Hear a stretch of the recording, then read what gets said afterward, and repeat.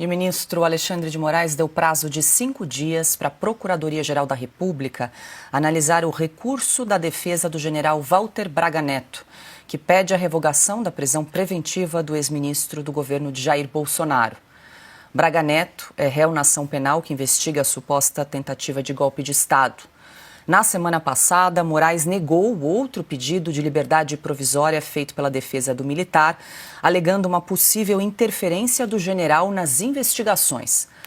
A expectativa é de que o ministro do Supremo deve conceder a liberdade provisória de Braga Neto somente depois de a corte concluir a série de depoimentos das testemunhas dos réus no inquérito na próxima semana. Ana Paula Henkel, muito boa noite, seja bem-vinda de volta, Ana, no jet lag. Chegou hoje, a gente conversou mais cedo, no meio da tarde, eu estava chegando, acho que só deu tempo de tomar um banho, fazer uma caneca grande de café, né, Ana? E chegar para o Sem Filtro, mas que bom que deu certo, seja bem-vinda de volta, Ana. A gente traz essa informação, então, que agora está na mesa do PGR Paulo Gonet, 5 dias para se manifestar sobre mais esse pedido, né, para revogar a prisão do general Walter Braga Neto. Lembrando que ele segue preso desde dezembro do ano passado, Ana. Boa noite.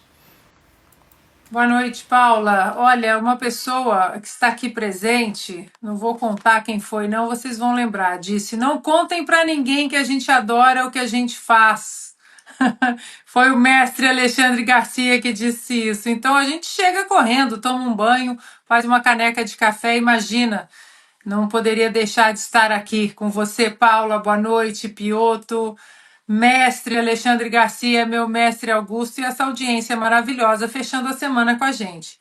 Paula, o que acontece é que todos os dias nós só atualizamos o que acontece lá nos julgamentos, porque o desfecho todos nós já sabemos.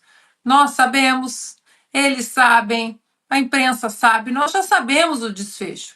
Tudo isso aí é um mise-en-scène, é um circo, né? Como a gente costumava chamar a própria CPI da Covid, porque a gente sabia o que de fato aquela CPI queria. Queria pegar o Bolsonaro, queria incriminar o Bolsonaro, queria exatamente frear o caminho dele para uma possível reeleição, diminuir o capital político. Deu tudo errado, porque o capital político do presidente Bolsonaro só aumenta.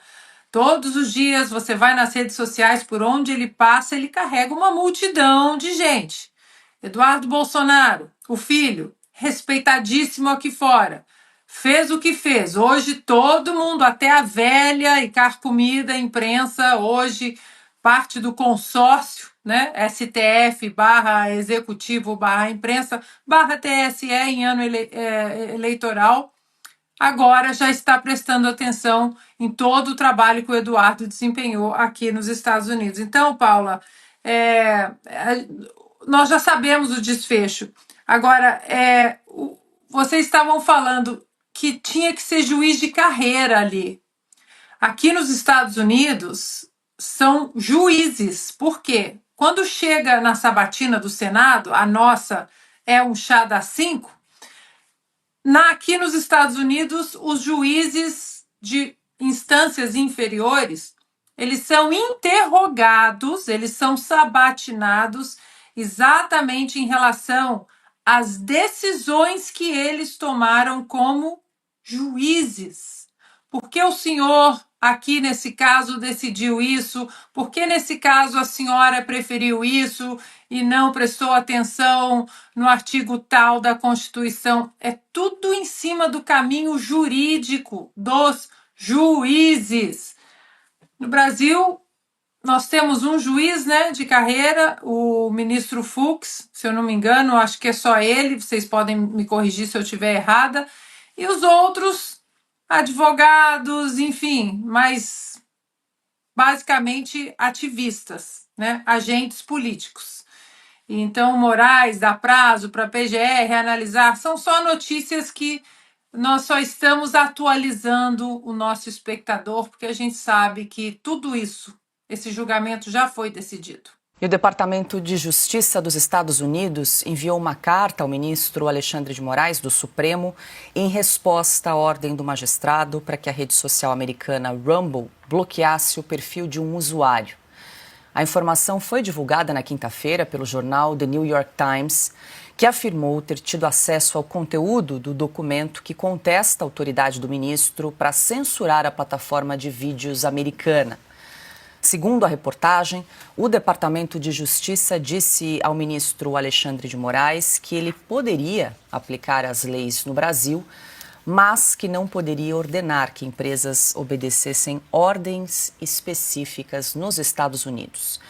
Ainda, Alexandre, de acordo com o jornal americano, esse documento, essa carta, teria sido enviada ao ministro Moraes depois da suspensão do Rumble no Brasil, fato esse que ocorreu em fevereiro desse ano, por ordem do ministro do Supremo, que exigia, entre outros critérios, ali, a indicação de um representante legal no Brasil, fato que não ocorreu, portanto, o ministro Alexandre de Moraes, entre outras razões, bloqueou a plataforma Rumble, que é uma plataforma similar ao YouTube, uma plataforma de publicação de vídeos na internet. Perfeito, Piotr. Deixa eu passar aqui para a Ana, porque essa reportagem do New York Times, Ana, nós comentamos também ontem aqui no programa, enquanto eu trazia a repercussão, esse detalhe dessa carta, a gente também ilustrou com o título dessa chamada, né? Governo Trump ataca juiz brasileiro por censura. Uma nova política do Departamento de Estado para restringir vistos de autoridades estrangeiras que censuram vozes online parece ter sido escrita para um juiz específico do Supremo Tribunal Federal. E aí, ao longo dessa reportagem, traz o detalhamento aí dessa carta do Departamento de Justiça americano criticando o ministro Moraes em relação ao Rumble. Pois é, Paula, o que já estava muito ruim parece que vai piorando ainda mais, porque antes era o Departamento de Estado, o Departamento de Estado com a Magnitsky na operação de colocar, né, num pacote para mostrar para o presidente Donald Trump, passando pelo jurídico do Departamento de Estado, testemunhas, testemunhos, vídeos, enfim, provas para chegar na Magnitsky. Mas um passo antes da Magnitsky é exatamente isso que o Alexandre trouxe, a história do visto, que essa lista não vai ser divulgada. A lista Magnitsky provavelmente vai ser divulgada. Normalmente ela é, mas a dos vistos, como o Alexandre disse, só vão ficar sabendo quando chegar em solo americano e a imigração dizer o senhor não pode entrar aqui, acompanhe até a salinha que o senhor vai voltar para o seu ponto de origem. Depois, o Departamento de Tesouro analisou as sanções econômicas se a Magnitsky for aplicada a censores, isso no mundo, mas o nome do Alexandre de Moraes está no topo da lista. E agora, o Departamento de Justiça. Que confusão o Alexandre de Moraes fez. Agora, Paula, veja bem, eu acho que o Alexandre de Moraes ele abusou demais da sorte, porque muitos agora estão falando que as big techs estão a favor do Trump, que o Departamento de Justiça do Trump, que o Departamento de Estado do Trump. Mas espera lá, ainda na administração Joe Biden, o Alexandre de Moraes pediu a cabeça do Alan dos Santos, pediu que ele fosse extraditado dos Estados Unidos, pediu que ele fosse mandado de volta para o Brasil pelo crime hediondo de opinião e também forçou o nome do Alan dos Santos na lista da Interpol. E a administração Joe Biden deu de ombros, falou: olha, eu sinto muito, mas isso não é crime aqui nos Estados Unidos. Não há crime de opinião aqui nos Estados Unidos. E foi exatamente sob essa justificativa, Augusto, que a plataforma Rumble não derrubou o perfil do Alan dos Santos, porque eles queriam, Alexandre de Moraes pediu que a Rumble derrubasse alguns perfis, entre eles o do Alan dos Santos. E a Rumble se negou, disse: eu não vou derrubar porque não há crime de opinião nos Estados Unidos. Lembrando que o canal do Alan dos Santos, como outras contas no Instagram e na rede X, no Facebook também, são contas de residentes americanos, de cidadãos americanos, contas estabelecidas em solo americano. Portanto, Toda vez que a gente lê, o próprio chanceler Mauro Vieira disse isso também, à imprensa, porque a soberania brasileira, porque os Estados Unidos não têm o direito de mexer nas nossas leis. Os Estados Unidos, tudo o que está acontecendo não tem absolutamente nada, nada a ver com o Brasil. Aquele tweet em português ontem do setor que cuida das Américas dentro do Departamento de Estado é muito claro. Foi um tweet sucinto ali, uma postagem sucinta dizendo não o que os censores, aqueles que perseguem a liberdade de expressão dos americanos, eles não serão perdoados. Eles estão tratando de censura a americanos e residentes imigrantes legais aqui nos Estados Unidos que estão protegidos sob a primeira emenda à Constituição dos Estados Unidos. Não tem nada a ver com o Brasil. Agora, repito, a dica foi dada para o Alexandre de Moraes, ainda sob a administração de Joe Biden, de que eles não aturariam esse tipo de perseguição, porque liberdade de expressão é uma coisa muito preciosa para os americanos. Mas Alexandre de Moraes decidiu esticar a corda. Aí, como os americanos falam aqui, joguem, vocês querem brincar com jogos estúpidos, vocês vão ganhar prêmios estúpidos. O deputado licenciado Eduardo Bolsonaro concedeu uma entrevista à revista Veja, em Dallas, nos Estados Unidos, onde tem vivido as últimas semanas. A entrevista, que aconteceu no escritório de advocacia de um amigo do deputado, acontece num momento de tensão entre o STF e o governo Donald Trump. Eduardo afirmou que Moraes comete sucessivos abusos e que o Supremo se relaciona com os outros poderes na base da extorsão. 2 dias depois, o Mota teve um jantar com Alexandre de Moraes e, na sequência, ele mudou o seu discurso com relação ao 8 de janeiro. Então, esse é o STF que se relaciona na base da extorsão com os outros poderes. Logo, eu que estou aqui no exterior denunciando os abusos que ele tem cometido, ele vai me julgar? São sucessivos abusos. E para piorar, agora, né, quando nós somos perguntados aqui nos Estados Unidos sobre todo o sistema do qual o Alexandre de Moraes conduz essas perseguições, a gente tem que, obviamente, falar o nome do PGR, porque ele está alinhado com o Alexandre de Moraes. Agora, o PGR, que eu denuncio aqui no exterior, virou o acusador do meu processo. É a pessoa que vai me investigar. É como se numa guerra de vizinhos, né, um conflito, uma briga entre vizinhos, um deles fosse ser o acusador e o juiz do caso. É claro que todo mundo sabe o resultado final disso. Assim como meu pai está jogando um jogo de cartas marcadas, onde ele já está condenado, esse inquérito visa também me condenar. Provavelmente para me tirar da corrida de 2026, né, para não me dar a chance de concorrer a qualquer cargo que seja na eleição do ano que vem. Eduardo Bolsonaro foi questionado se aceitaria se candidatar à presidência no ano que vem e respondeu que só levaria essa tarefa adiante se fosse indicado pelo pai. Obviamente, se for uma missão dada pelo meu pai, eu vou cumprir. Inclusive, meu nome já figurou em algumas pesquisas, né? Fiquei feliz com isso, mas eu acho que numa democracia normal, quem deveria ser o candidato é o Jair Bolsonaro, que inclusive lidera diversas pesquisas fora da margem de erro. Jair Bolsonaro, inclusive, deverá prestar depoimento à Polícia Federal na próxima quinta-feira, dia 5 de junho, no âmbito do inquérito aberto no Supremo sobre a atuação de Eduardo nos Estados Unidos. De acordo com o ministro Moraes, a oitiva do ex-presidente vai ocorrer por considerá-lo diretamente beneficiado pela conduta de Eduardo e citou ainda o fato de Bolsonaro já ter declarado que financia a permanência do filho no exterior. E dentro do mesmo inquérito, a Polícia Federal também marcou para a próxima semana o depoimento do líder do PT na Câmara, Lindbergh Farias. Autor da representação criminal que terminou na abertura do inquérito pelo Supremo contra Eduardo Bolsonaro, o petista afirmou que vai apresentar uma série de documentos que comprovarão as ações do filho do ex-presidente para tentar ameaçar e intimidar o Supremo Tribunal Federal. Eu estava pensando que agora a culpa é das redes sociais, porque antes de 2022, as redes sociais elas já propagavam e colocavam a mão pesada da censura das redes sociais quando o X era o Twitter.